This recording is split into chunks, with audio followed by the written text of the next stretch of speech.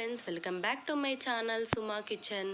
ఈరోజు రెసిపీ ఏంటంటే drum stick curry అనమాట. చాలా బాగుంటుంది. ములక్కాడ కర్రీ ఫ్రెండ్స్, చాలా ఈజీగా తొందరగా అయిపోతుంది. సింపుల్గా చేసేస్తున్నాను. సింపుల్గా ఎలా చేయాలో చూసేద్దాం. దీనికి కావాల్సిన పదార్థాలు ఒక టమోటో, అల్లం వెల్లుల్లి, దాని తర్వాత ఇలా ఎండు కొబ్బరి ఉంటుంది కదా, చిన్నగా కట్ చేసి పెట్టుకున్నాను. సో ఈ నాలుగిటిని మనము మిక్సీకి వేసుకోవాలి. మిక్సీకి వేసుకున్నట్లయితే మనకు మసాలా రెడీ అయిపోతుంది. ఆ మసాలా మనకు మంచిగా ఫైన్ పేస్ట్గా మెత్తగా మనము మిక్సీకి పట్టుకోవాలి ఫ్రెండ్స్. నేను ఇప్పుడు అన్నీ వేసేసుకొని మిక్సీ జార్లో మెత్తగా పేస్ట్ చేసుకుంటాను. సో మీరు కావాలంటే ఇంకా గ్రేవీ కావాలి అంటే కూడా ఆనియన్స్ కూడా ఇందులోనే వేసేసుకొని పేస్ట్ చేసేసుకోవచ్చు.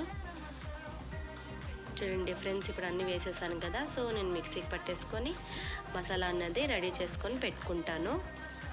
సో దీని తర్వాత మనకు చూడండి ఫ్రెండ్స్, రెడీ అయిపోయింది కదా. ఇప్పుడు మనము ఈ ములక్కాడ కర్రీ ఎలా చేయాలో మరి ప్రాసెస్లోకి వెళ్ళిపోదాము. చూడండి ఫ్రెండ్స్, ఇలా బాండి తీసుకొని ఒకటి ఇందులో వేడెక్కిన తర్వాత, ఈ బాండి వేడెక్కిన తర్వాత 3 స్పూన్ల ఆయిల్ వేసుకోవాలి.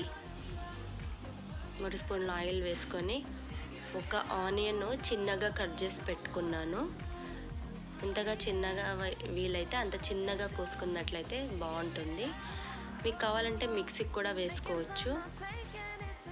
అలా మనం చేసుకున్నటువంటి మసాలాలోనే ఒక ఆనియన్ లేదా 2 ఆనియన్స్ వేసుకొని పేస్ట్ చేసుకున్నామంటే కూడా బాగుంటుంది. నేను అలా చేయడం లేదు, చిన్నగా కట్ చేసుకొని నేను ఇక్కడ ఇప్పుడు వేస్తాను. దానికి ముందు జీలకర్ర, ఆవాలు, కొద్దిగా కరివేపాకు, దాని తర్వాత ఆనియన్స్ వేయించుకొని కొంచెం గోల్డెన్ కలర్ వచ్చేంత వరకు బాగా ఫ్రై చేసుకోవాలి ఫ్రెండ్స్.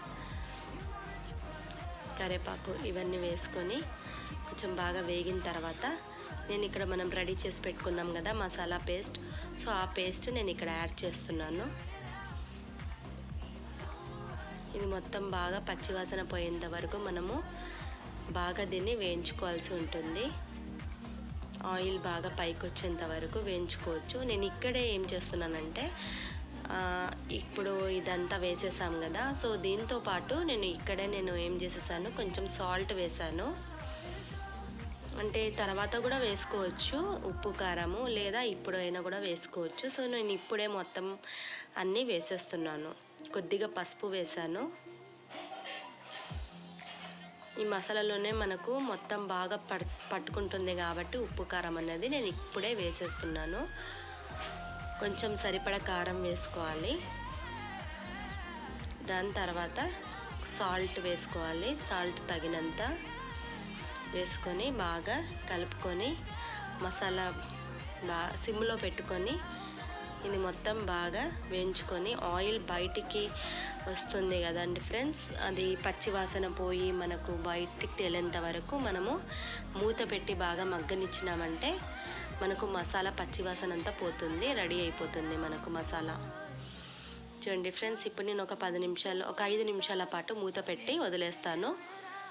దాని తర్వాత అయిపోతుంది ఫ్రెండ్స్. చూడండి ఫ్రెండ్స్, ఒక 5 నిమిషాల తర్వాత ఇలా మనకు రెడీ అయిపోయింది. సో ఇప్పుడు నేను మొత్తం ఒకసారి బాగా కలుపుకొని పెట్టుకున్నాను. సో ఇప్పుడు మనము ఈ మసాలా జార్లో ఉన్నటువంటి మసాలాను కొద్దిగా వాటర్ వేసుకొని ఇక్కడ నేను యాడ్ చేసుకుంటున్నాను. మనకి ఎంత గ్రేవీ కావాలంటే అంత వాటర్ మనం పోసుకోవాల్సి ఉంటుంది. మరి నీళ్ళగా వద్దు అనుకుంటే మనము మగ్గించుకునేసరికి మనకు గట్టిగానే అయిపోతుంది.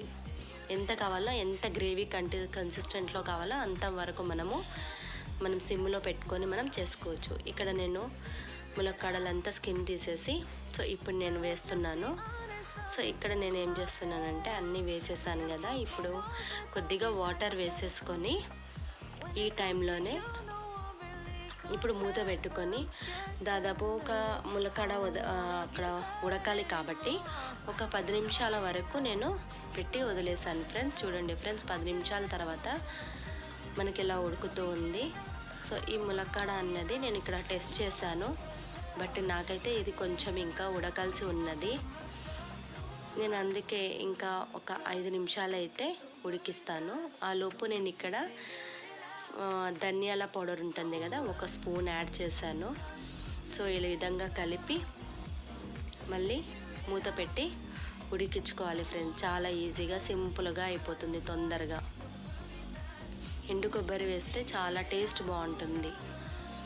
చూడండి ఫ్రెండ్స్, ఇక్కడైతే నేను టెస్ట్ చేశాను కానీ అది ఇంకా కొంచెం ఉడకాల్సి ఉన్నది. అందుకే నేను మూత పెట్టి మళ్ళీ ఒక 5 నిమిషాల వరకు ఉడికించుకున్నాను.